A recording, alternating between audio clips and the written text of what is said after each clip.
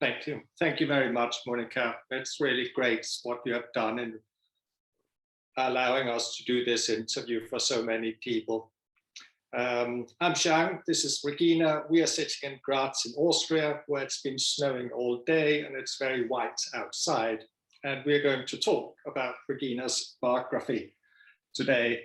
As you can see, it's quite a hefty book, almost 500 pages, and it consists mainly of two parts. There's a biography part, and then there's a second part with additional documents, source documents, historical documents, which are all related as well to Irene Tasker's life and work. So starting as well a little bit from the beginning, how did you get into this, please? Well, Monica mentioned already, I was working at the Walter Carrington Educational Trust. So I started out with a small job helping with the archives, with Walter Carrington Archives. He had amassed quite a number of, a big number of documents, a lot of material.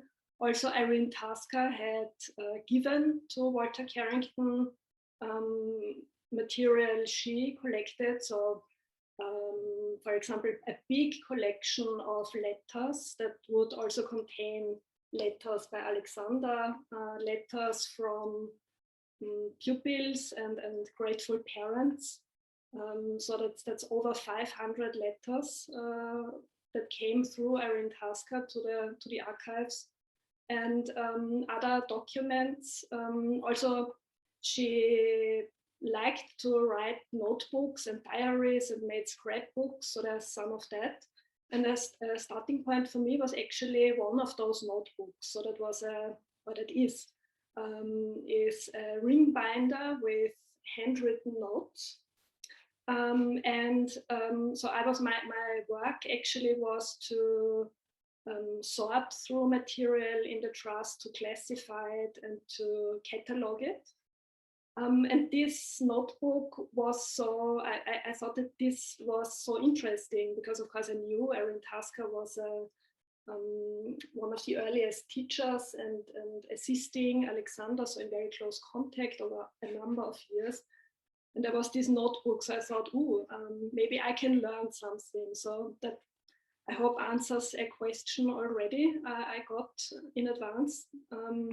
This is what really got me interested in Irene Tasker, to find out more what she had, what she had learned actually.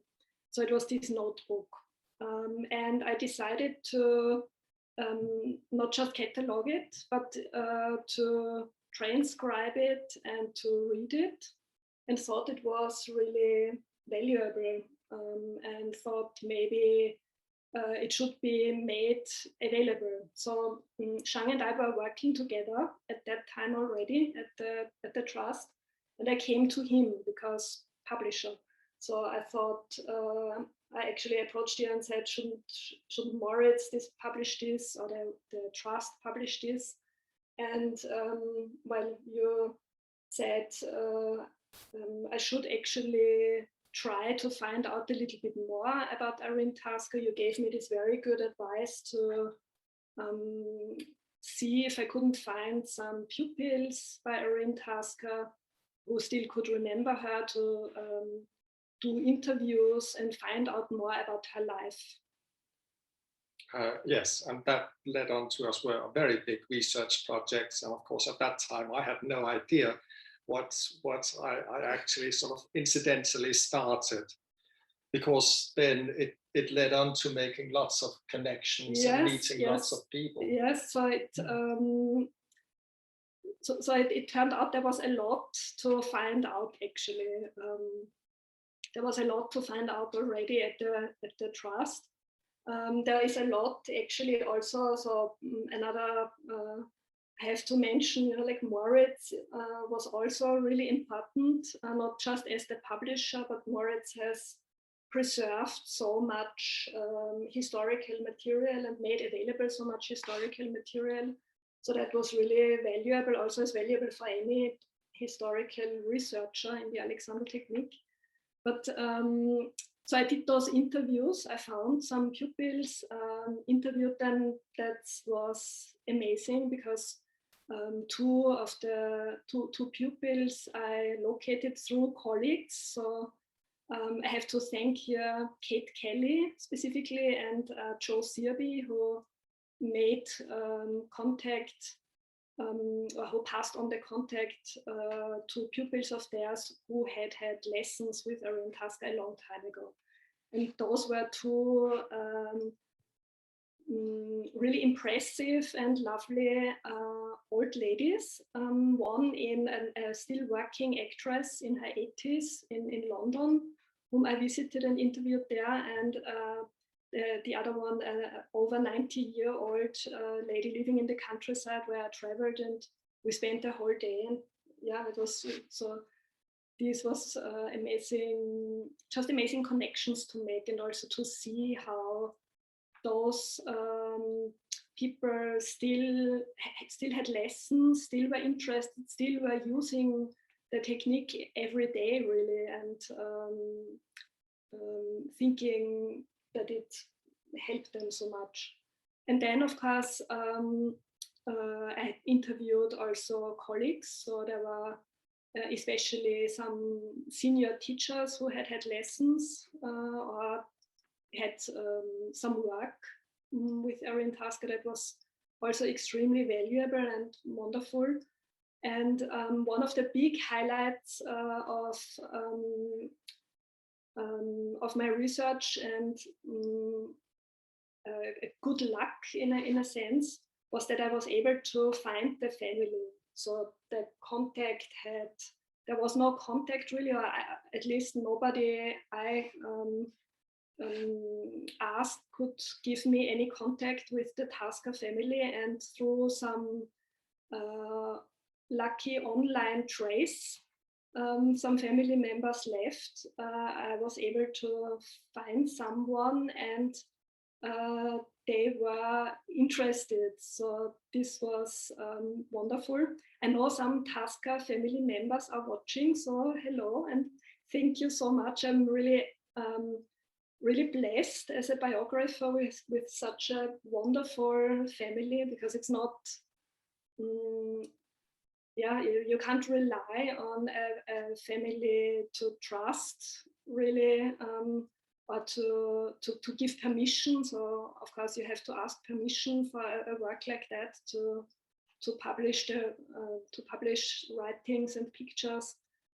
So they were extremely supportive and encouraging, and we could also interview family members. They also amazingly had kept material. So there's a little Tasker family archive as well, with some stunning documents which really shed light also on some historical questions. So yeah, that was really amazing. And another amazing milestone also I want to mention is, of course, I also made contact with teachers in South Africa, because that was a big part of Irene Tasker's life and work. She spent a number of years in South Africa and was very successful there. There's also a little lineage there. So she trained an apprentice there who later became recognized as a teacher. So that was also very helpful and wonderful. And I hope one day, I couldn't travel there, unfortunately. I couldn't afford to go to South Africa, but there was some very helpful contacts, and the society in South Africa also has an archive.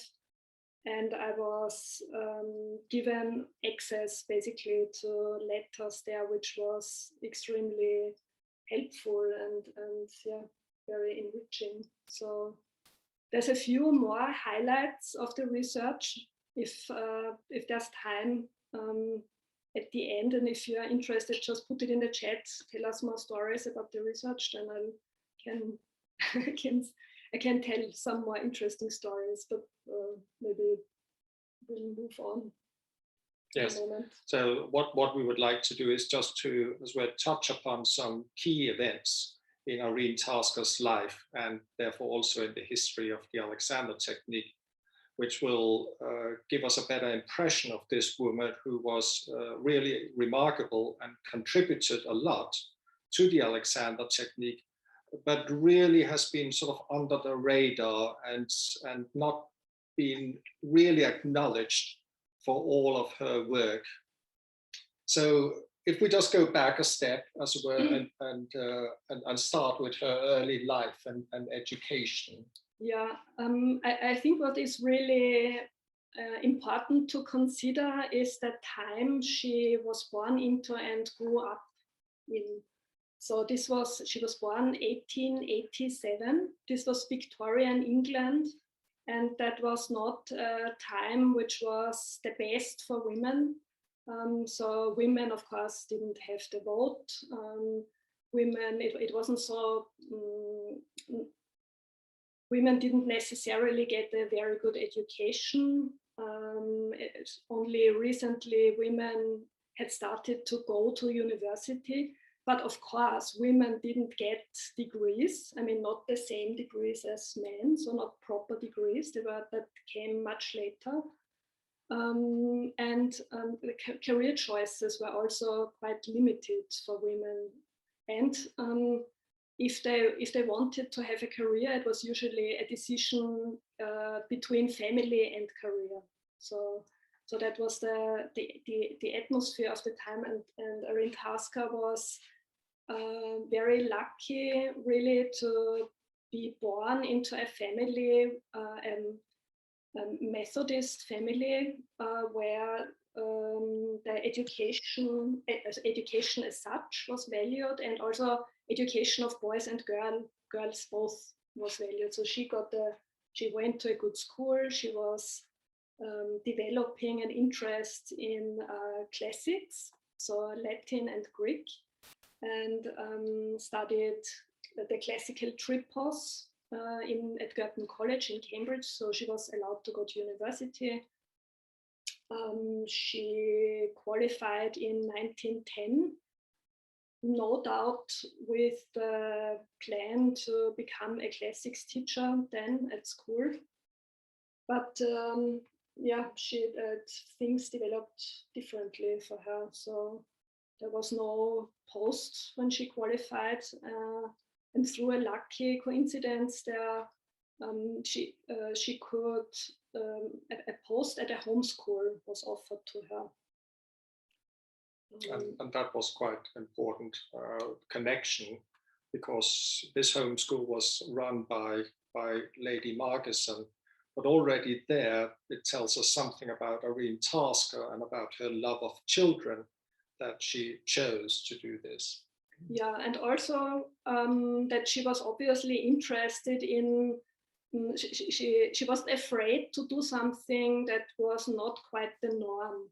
So her family actually advised against this. They thought that wouldn't be a good idea, that was not a good career move, basically. This was also her first contact, or the first contact we know of, with the progressive education world, because Lady Margeson was a suffragette, and she was someone who was interested in reform, especially concerning women, of course, and in progressive education. So Irene Tasker spent 2 years at this homeschool, and through Lady Margeson, she then got also to the next step, next important step in her life. She was then sent to Rome to study with Maria Montessori. And Maria Montessori had just become famous as well at that point for her progressive method of children's education. And this was the first international training of Montessori teachers, which happened in 1913? In 1913, yes. Yes, so she went to Rome. Yeah, she went to Rome, Irene Tasker went to Rome, and there she met two other women who were important, or who became, one of them very important in the history and the development of the Alexander technique. She met there Ethel Webb, who of course was already an assistant of F. Matthias Alexander at the time, and Margaret Naumburg. And Ethel Webb gave both of them, introduced both of them to the Alexander technique. She gave them one of Alexander's early books to read. And Irene Tasker was very interested. She saw also, like Ethel Webb, parallels between Montessori principles and Alexander technique principles, and decided to have lessons with Alexander. So after she had finished this course, the Montessori course was a few months, she went to London, had an interview with Alexander, as it was customary at the time, and had then a course of lessons. But then after that, she went on to become a Montessori teacher in England, just for a short while before reconnecting with Alexander. Yeah, so she had two posts then. One, a progressive education experiment, actually another interesting thing in itself. And then like a bit of a bigger post where she was leading a Montessori school class and lecturing teacher trainees at a teacher training college. A little bit later on at the same post, she was also training for teachers in the Montessori method. But this came, so that was during the time of the First World War.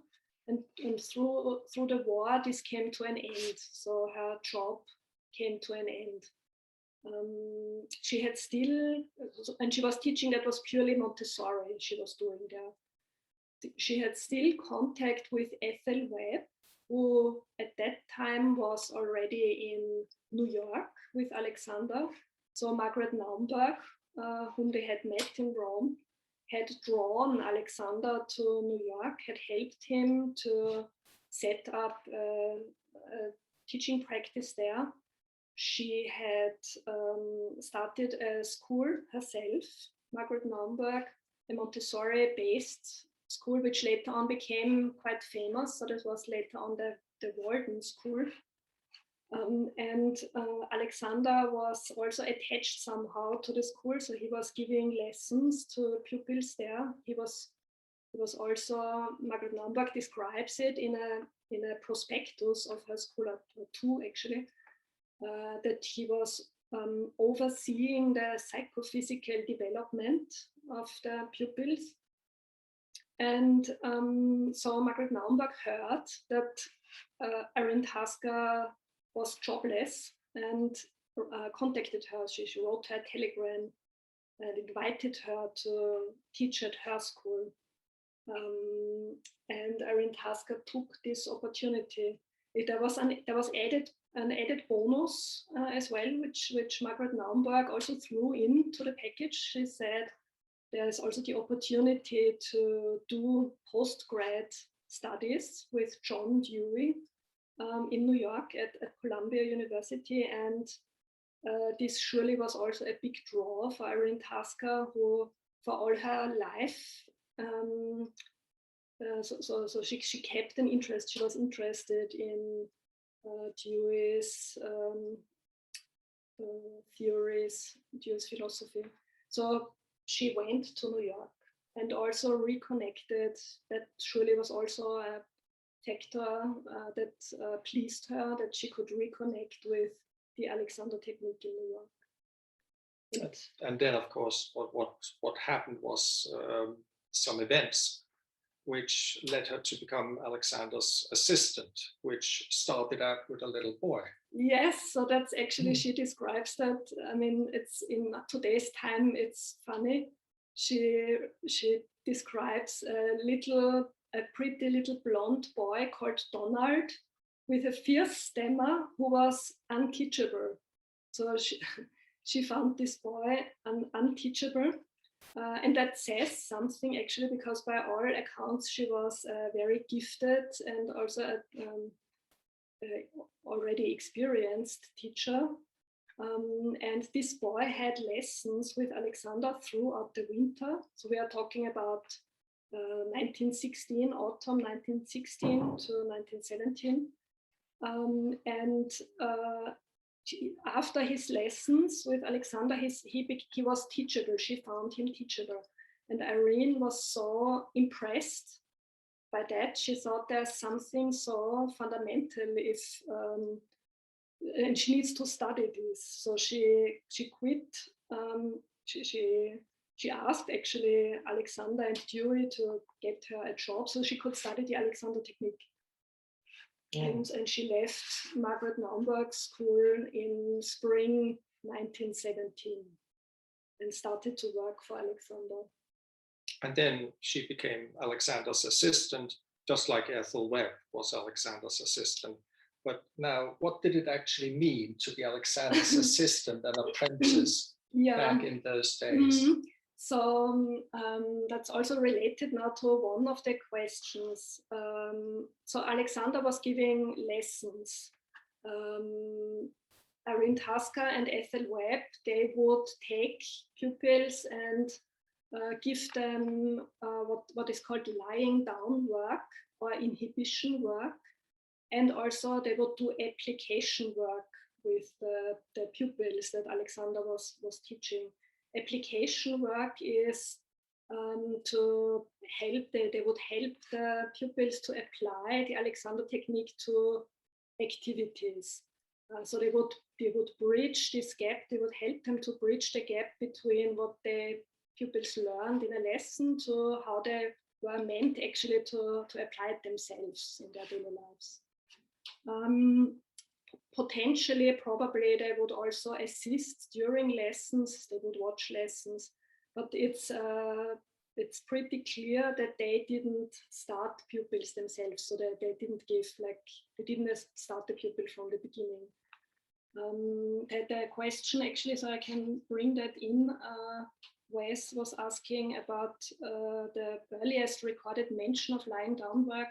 I think Irene Tasker mentioning it, doing that in 1917 is the earliest recorded mention. Would you agree? But I'm certain that Ethel Webb, who had been an apprentice assistant already, would have done that before Irene Tasker already. So yeah, what else did they do? So that was regarding the Alexander work. There was also they worked on the books, specifically at that time on a new edition of Man's Supreme Inheritance, what we call now the 1918 edition. Both of them, Ethel Webb and Irene Tasker, would type manuscripts, but they would also be like real editors actually. So they would help Alexander to find the best possible phrasing. So that they certainly also had an influence on the shape really of the books. And they were helping, Irene Tasker was involved in Man's Supreme Inheritance, in constructive conscious control of the individual and use of the self. And around that, there would also be, of course, administrative work. So we know that they would have dealings with publishers, they would help to organize stuff with publishers. There are some odd jobs also that Irene Tasker mentions. I mean, I can't be 100% certain what those odd jobs all were, but if we think today what apprentices do, I'm sure they would have made tea and such things as well. And it would all have been, as far as we can understand, it would have been rather uneven. Yeah. This work. Yeah, it was certainly not a very structured apprenticeship. There was in Irene's notes also periods where she notes down not much work. Then there's lots of work on the books, there's odd jobs. Then she had some interesting projects. There was, for example, one pupil, she was teaching in Hollywood, so she was traveling actually with the Deweys for part of the way. She was traveling to California. She was then also staying with the Deweys for a week. John Dewey was giving lectures at the time, which later on became the book Human Nature and Conduct. And then she was teaching this a young woman in Hollywood.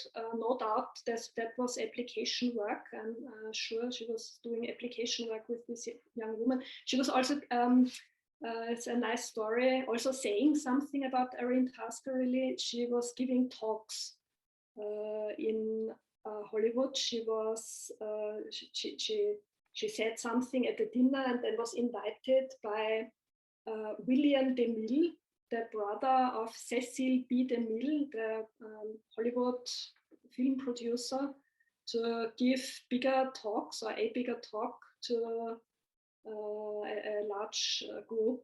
And she would fundraise basically for the British Red Cross there, which is remarkable because by all accounts of herself and also other people, she started out as a shy person.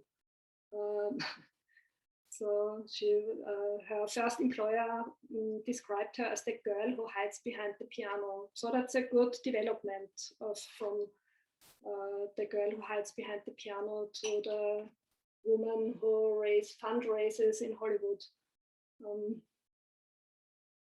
And for those 7 years of being Alexander's assistant, there were also difficult times, as Regina said, in terms of not much work at occasions. And what is remarkable is that she stuck to Alexander despite as well some difficulties, and carried on, and obviously really thought this was very, very, very important.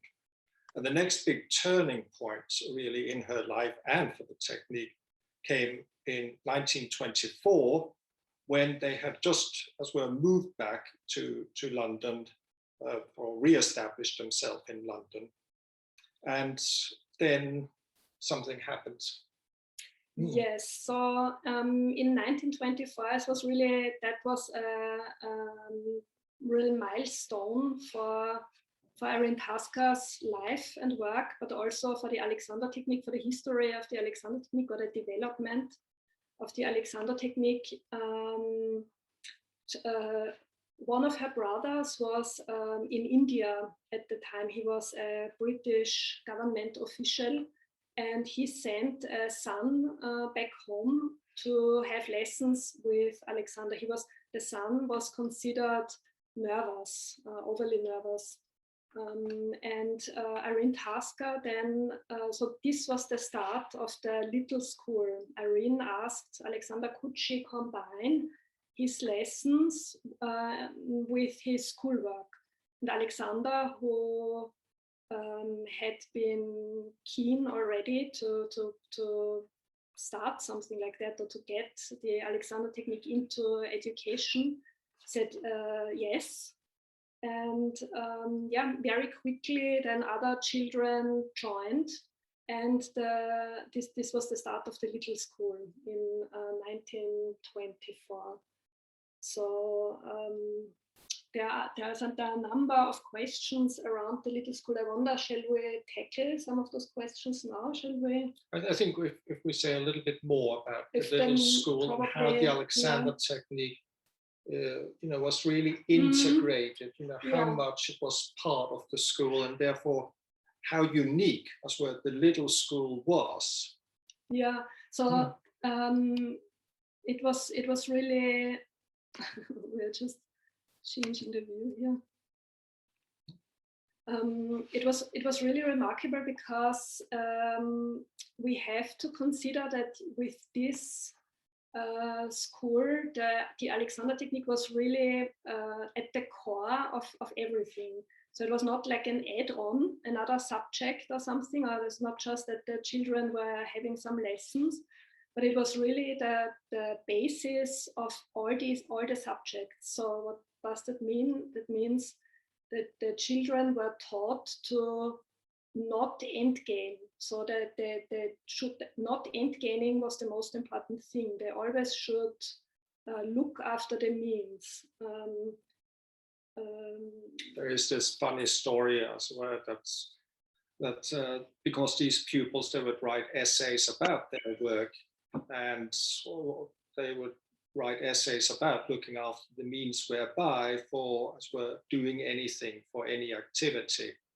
And one wrote a little story about being told by the teacher to sit down, and then she says, "No, I will free my neck. I will send my head forward and up, my back to lengthen and widen, hips back, knees forward and away." And then she'll end up sitting, and then she's the best girl in class. So that gives you a flavor as well of some of the work. Yeah. It sounds a bit stark, but it obviously was quite a lot of fun as well. So we have a document, something else that Irene Tasker created to help the children to, as she says, organize the means to an end. She created a school magazine, which was then named the Alexander Times, which gives a real good impression actually how the children were taught, what they were doing as well. So they were writing essays, they were also having outings, they were going to the park, going to the museum. There are competitions in there of writing an essay about the means whereby to do something, so that gives a flavor of how they were taught the directions, for example. There's drawings in there, so it's really beautiful actually. And unfortunately, this is really the only record we have of the little school. I'm sure Irene Tasker would have published as the Alexander Times. Yeah, maybe flip one open so one can get an impression how that looks like. So it's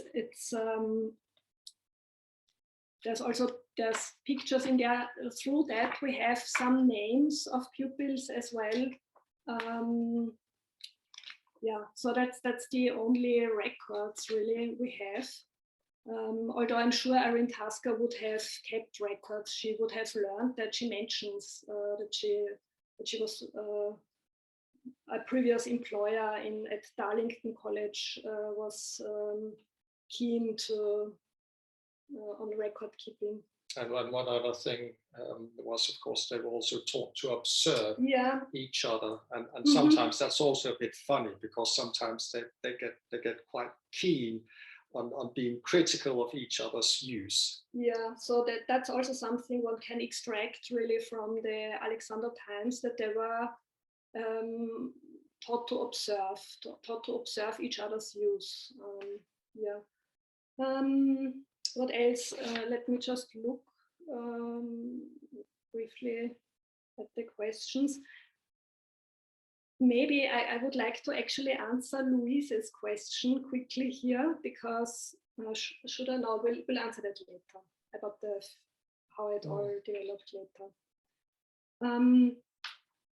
So that ran for a number of years, in which Irene Tasker did most of the work herself. It was only later that she was then assisted by Margaret Goldie.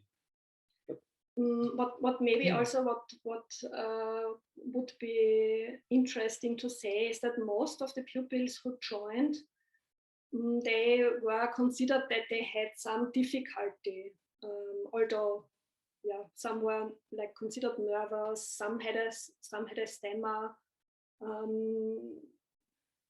One pupil is described, she's a violinist, so I'm not sure, it's not such a difficulty, I suppose. But surely some of those pupils joined because their parents thought they need some extra help.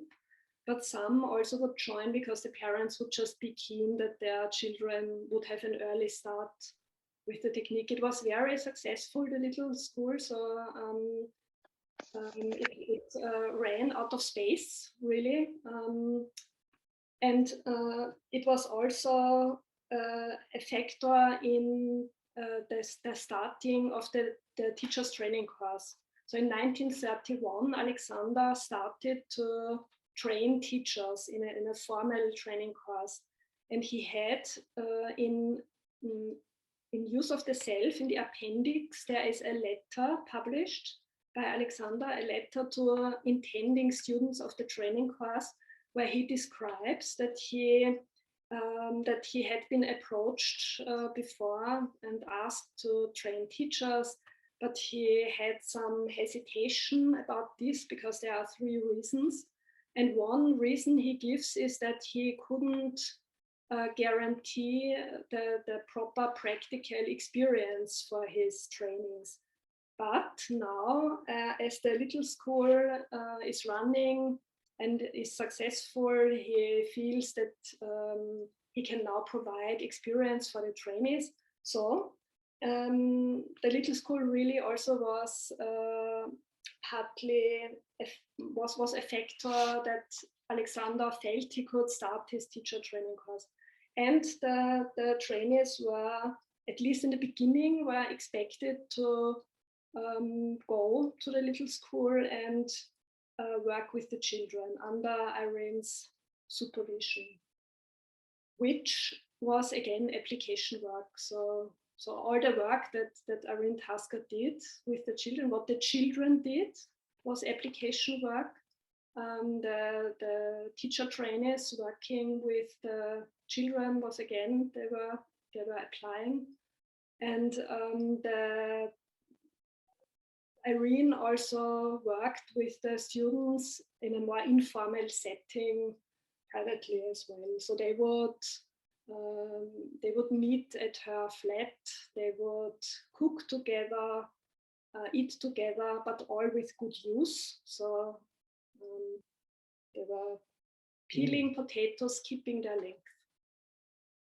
And what happened was basically that this all happened at Ashley Place at Alexander's London practice. And the training course grew and the teaching practice grew and the little school grew and they basically ran out of space. Yeah, and there had been a plan already to move to a bigger house in London. This plan fell through.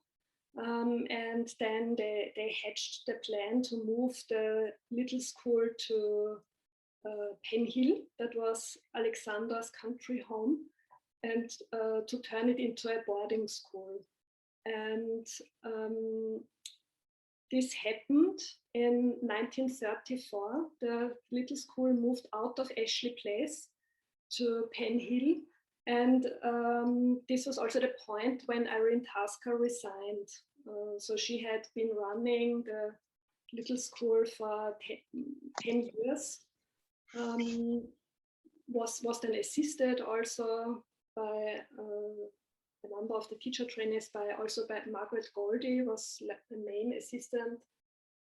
There was a question also, did Alexander work hands-on with the children? Yes, he did, but not super regularly. So he would come in occasionally and work with the children. He wasn't there all the time, let's put it like that. It shows that now we're talking almost an hour. There's really so much to say about Irene Tasker's life and her contributions to the Alexander technique. But maybe shall we wrap the move to Penhill? So I think that's really an interesting part, actually, of her life, and also something new I was able to discover through material that appeared, is why she resigned. There, I think, were 3 factors in there. She probably wasn't too happy to move to Penhill. She was quite sociable. She liked to have friends over. She enjoyed the cultural life in London, so suddenly she would be responsible for a boarding school on what was then practically countryside. There was also apparently some tension with Margaret Goldie, who had assisted her already. So there was some friction between those two women. They were very different characters.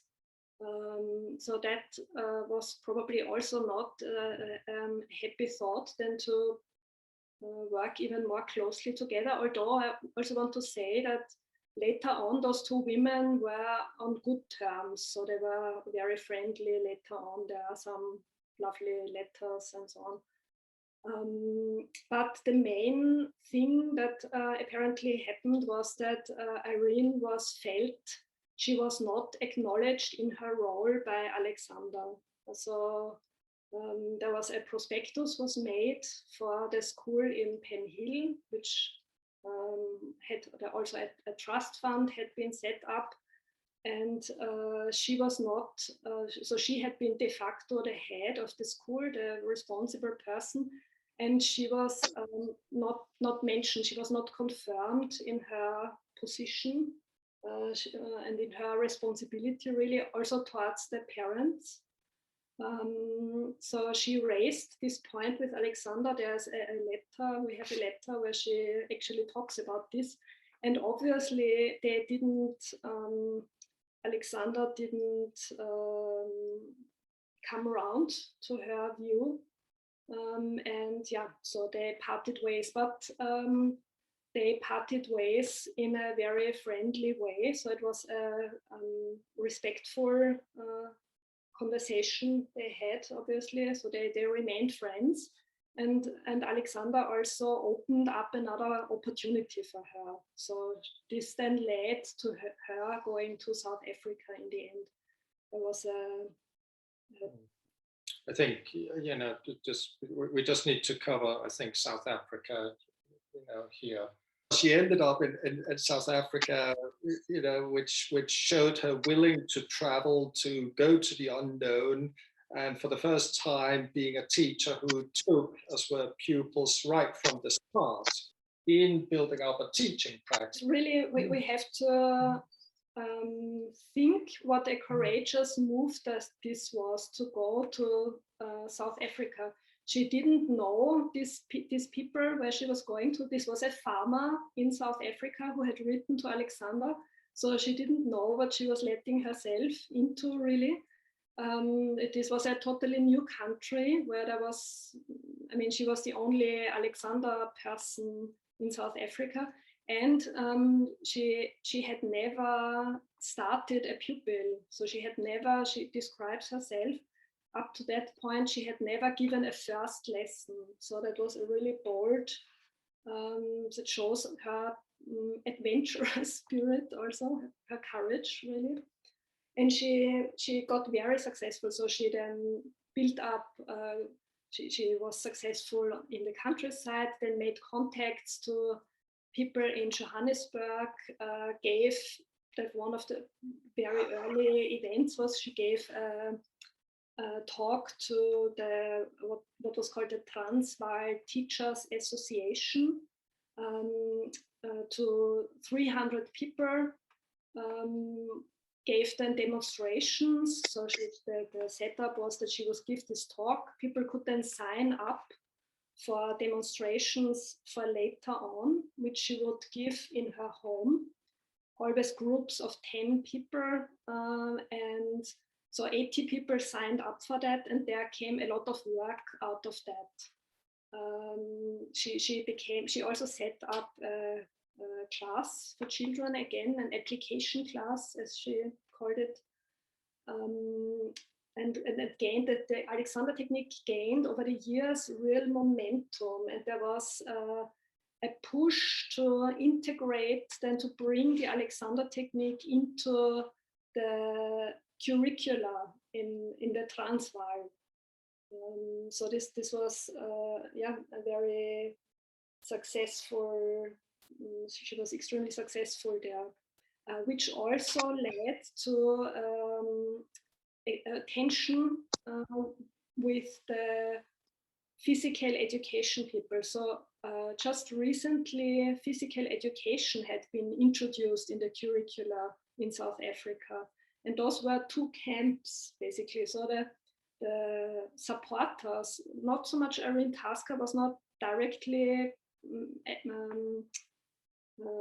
entering into conflict here, but her supporters in the educational world were quite vocally also challenging the physical education in schools and were suggesting the Alexander technique should replace physical education. This created quite a bit of tension, which in the end led to two events. So the supporters of Irene Tasker felt they wanted teachers to come to South Africa, or the possibility to teachers to being trained in South Africa, and they sent a letter to Alexander, the South African Memorandum.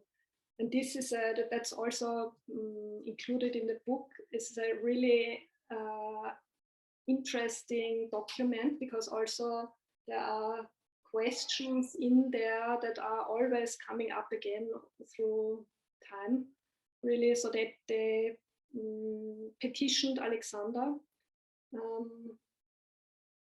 And we have Alexander's reply to that. We have Alexander's reply which to just shows that he was very, very keen as well, that there should be no end gaining, because they were arguing that, well, there are bad teachers in every profession, or inept teachers, and therefore, you know, it doesn't matter if they're bad Alexander teachers. But that was an argument which completely fell on deaf ears as far as Alexander was concerned, because for him it was always quality above quantity. Yeah, so he was rejecting this. And the other thing that happened at the same time is that, which probably spurred the supporters of the Alexander technique in South Africa to write this letter to Alexander, which Irene Tasker did not know of. So she would have wanted surely to talk with Alexander privately and discuss those things. The physical education camp had published an article. This is the article in the Manpower magazine, which was a scathing attack on the Alexander technique. So shall we move on to the contributions to the Alexander technique, you know, for her whole life? Yeah, it's quite an intricate story, actually, this whole business in South Africa leading up to the library case. So that would be that's a whole study in itself. The contributions, there are so much Irene Tasker did for the Alexander technique. There's the work on the books. She influenced the books. She was the first to bring the Alexander technique into education in that form, really. So she was pioneering this. Actually, there's the application work. She was developing that, really. That was her thing, actually. That goes also through her life later on. She also mentions application work. There's a lovely story that in her later life she would visit a Welsh convent of nuns, where she had a holiday, and she did application work with the nuns. So the nuns, it still exists. I was able to contact them. They still remember Irene Tasker fondly. And they are nuns who work the land. So she would help them to apply the technique to their work, to making the cross and so on. So there's a lovely letters testifying this. So what I'd like to do now is thank you both for this tremendous amount of information that you've been sharing with us. And we have some excellent questions from the participants here, and I know there were people who had sent questions to you in advance as well. What I'm going to do now is again, invite everyone to remind you that, of course, we want you, could you hold up the book again, the product, so that I like particularly Regina's copy, which has all the Post-its in it. This is the biography. It's a beautiful book. The first third is the biographical text that she wrote. The next third is a lot of appendices and additional documentation, such as these letters and that she mentioned, and the different things that were sent to FM from South Africa. And then the last third are incredibly annotated footnotes. So I really encourage everyone to purchase this book. It's Mouritz.org. Okay, Mouritz.org/shop, and I've put that into the chat.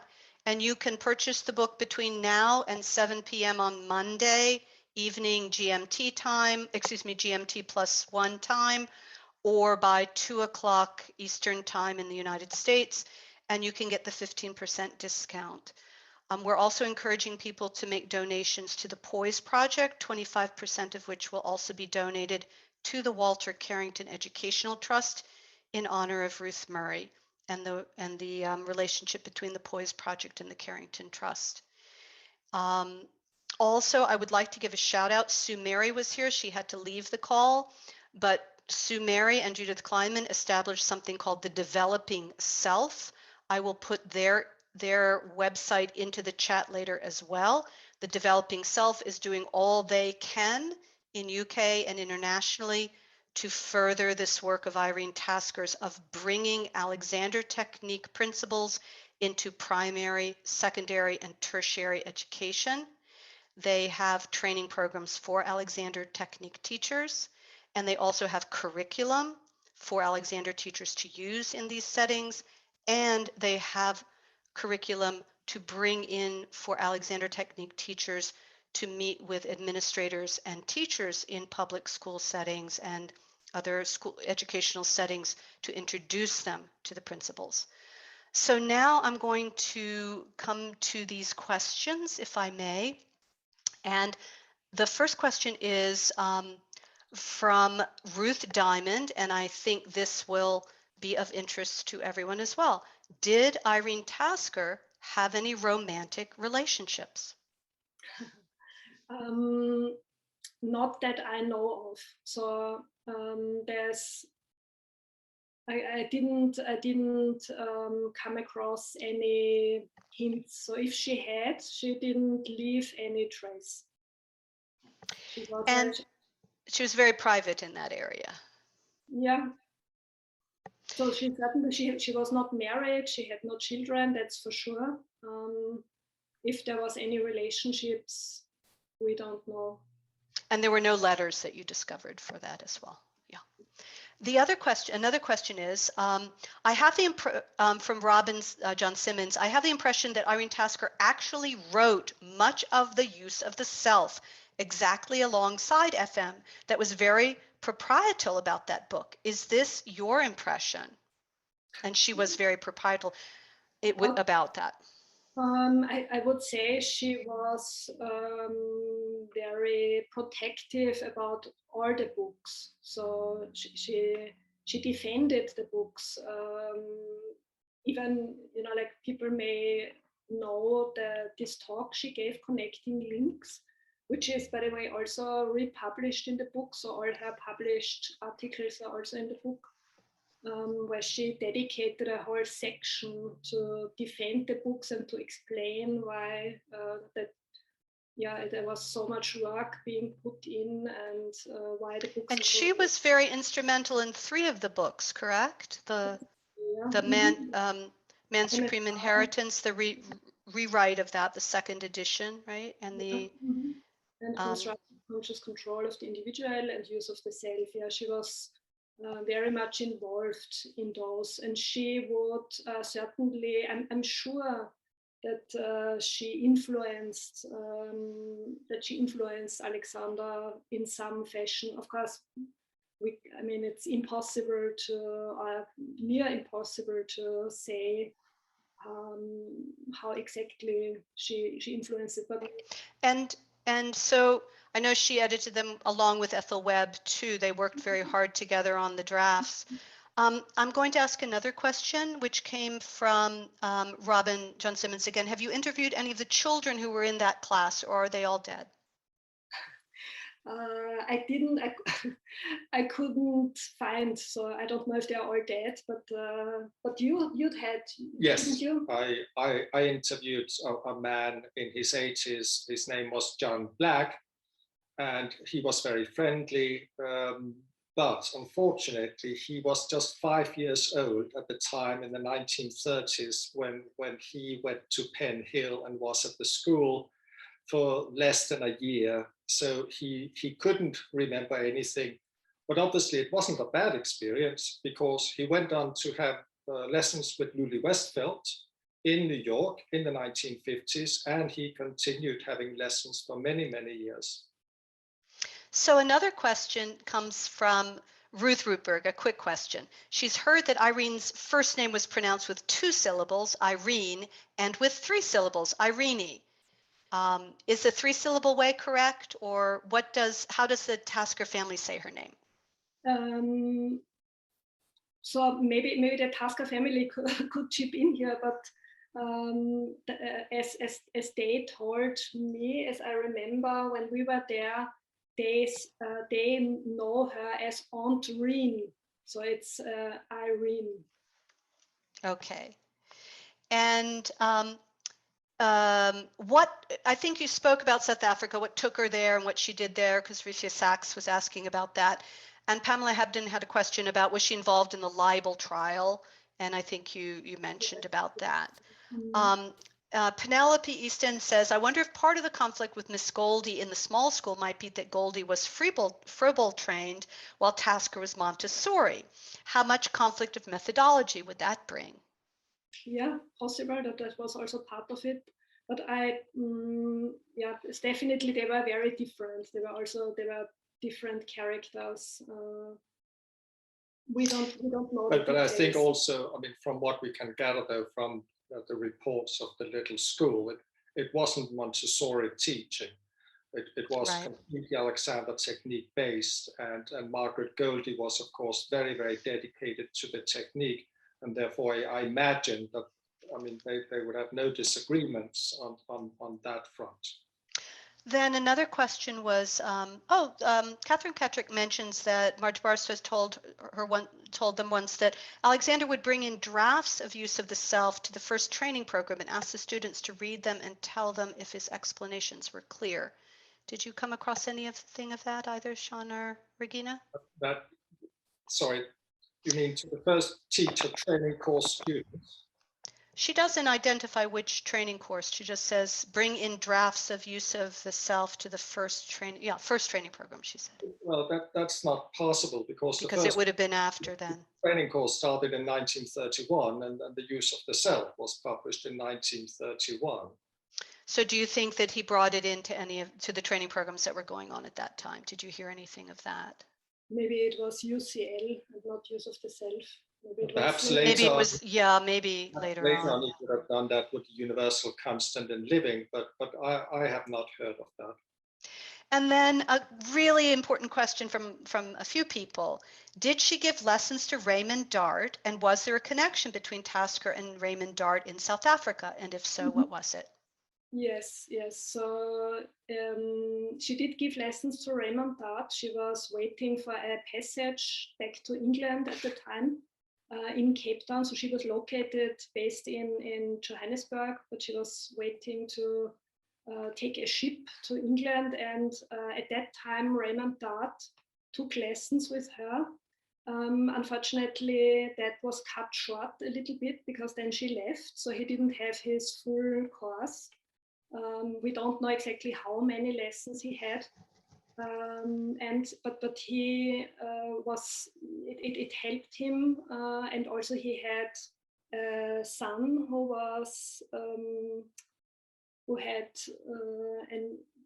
was ill, and who was also helped by the Alexander technique. So he continued to work by himself, and this then led on to what is now known as the DAT procedure. So first, Murray's, Alex and John Murray, picked up on that, and of course Robin Simmons has published a whole book about the DAT procedures. So yes, that has also originated in a sense with Irene Tasker.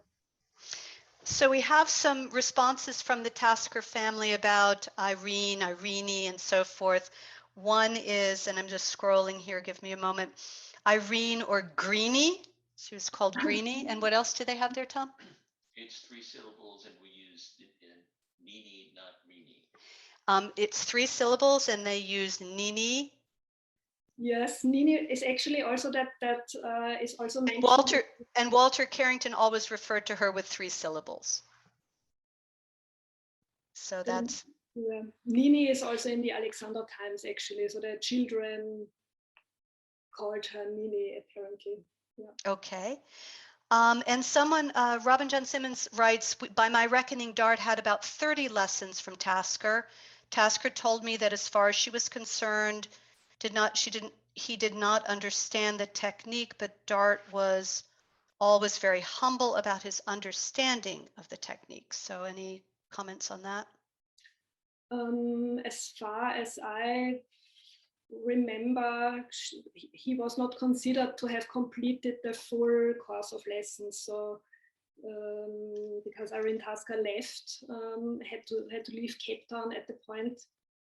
But he did have lessons later on, and they remained in a very good contact. So he would also take lessons with her when she came to visit later on and so on.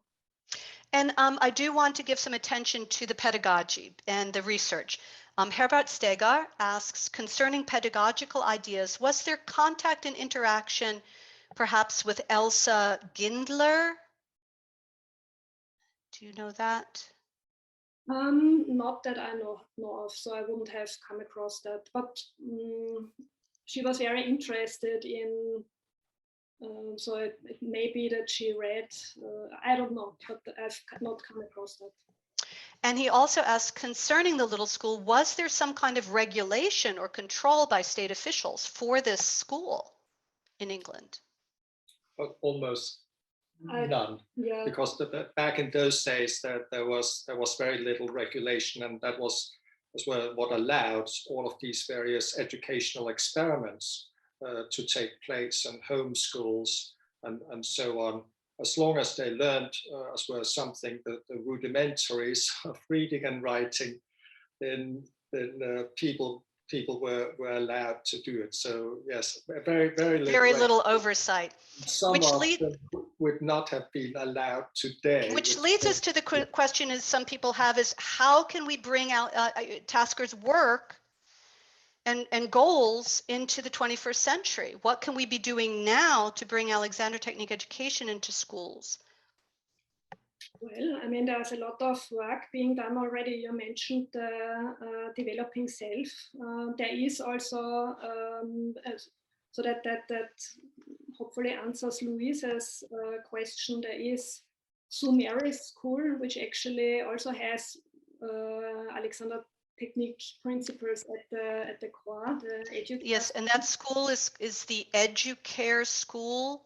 Yeah. In Kingston-on-Thames, and Sumary has been there for many years, and the school philosophy is built around Alexander principles. There's a fresh push now. There was, after the little school, there were several smaller attempts to bring the Alexander Technique into schools, like Gurney McGuinness that was also actually a connection through Irene Tasker. So her brother-in-law, A.G. Pite, was the headmaster in Weymouth, and that he opened an opportunity for Gurney McGuinness, one of Alexander's graduates, to teach there. But it was a different, so it was not this very ideal setup.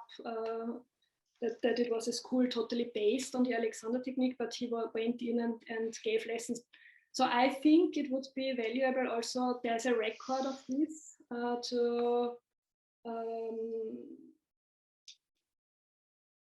study those records really and to see. Yeah, I think because Alan Weiner particularly says, might the book elucidate ways we might approach AT educational integration in United States schools currently? And I think it's a really cumulative, I think reading the book, reading her process, reading what the issues were that she encountered, reading the secondary, the primary materials from South Africa in particular, and the approach that they had suggested and the problems with that. I think there's a lot of, and just saying the Poise Project is very focused on this. We support what the developing self is doing, and our aspect is we would like to see, I think essential, is research on the efficacy of curriculum. So before, particularly in public school settings, particularly in America, you have to be vetted and you have to be approved by many different administrative oversights, whether they're local, state, or federal. And so research becomes very important that that there are replicable curriculum and that these curriculum have been researched. And this is why we see so much of the mindfulness-based or meditation-based approaches that are being integrated into schools in very broad research fundings in UK, because they have had a body of research already. So people like Dr. Rajal Cohen, Tim Cacciatore, and so forth are working on that aspect. And we would like to try to partner with people for researching curriculum.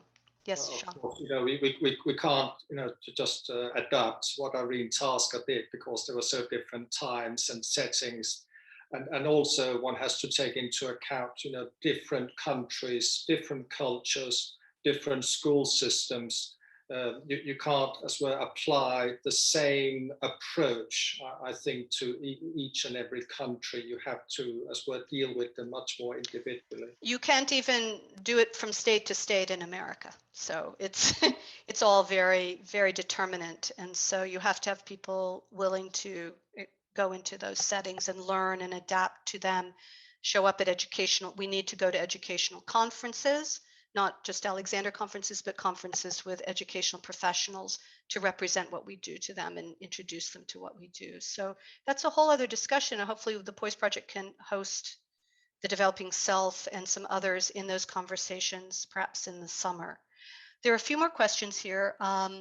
Well, actually not a question, but Britta Forstrom just has to say, I don't have a question, but I'd like to say how much I have enjoyed reading the book. Quite unput downable, except to rest my arms, as it is pretty heavy. Thank you and well done, Regina. And I must say, if we have Alexander work, it's definitely something, an application work to hold your book and read it. So you can also put it under your head, for lying down. Yes, it's excellent height. Do you have your copy that has all the Post-its in it that you can show everyone with all your? Yeah. And then a couple of more questions. Well, Ruth Rutberg just wants to mention, of course, the Alexander Foundation School, which ran for about 20 years in Media, Pennsylvania, because of course there's a whole side of the Alexander Alexander in education that came through the Boston and New England side of things. So that's another. But then there are other schools as well, which happened in England later on, where they integrated Alexander technique in a variety of ways. Yeah, I think there's a list. I think that would also be really valuable to gather all of that, because I think the developing self has started at least. Yes. But I looked. It's not totally complete, so it would be good to at least. Yeah, and just quickly, the Poise Project also put together a timeline when we were preparing for the 2018 Congress in Chicago and the education panel. I know Alice Ulsher is on this call. She was part of that panel as well, where we tried to do a timeline, and we do have that in a Dropbox. There's not everything I can put in the chat now, but I will be sending out information via emails, because we have emails for everyone who's registered as well, about that timeline, and people can add to it if they have information as well of all these educational strands that are related to AT. So we're getting to the end of this time. I did want to say that although Jean and Regina will be tired and will leave the meeting at 3:30, if people would like to stay and perhaps have some conversation where you can actually maybe do a raise hand and speak a little bit, I'm happy to stay on later. We won't be recording that part of the meeting.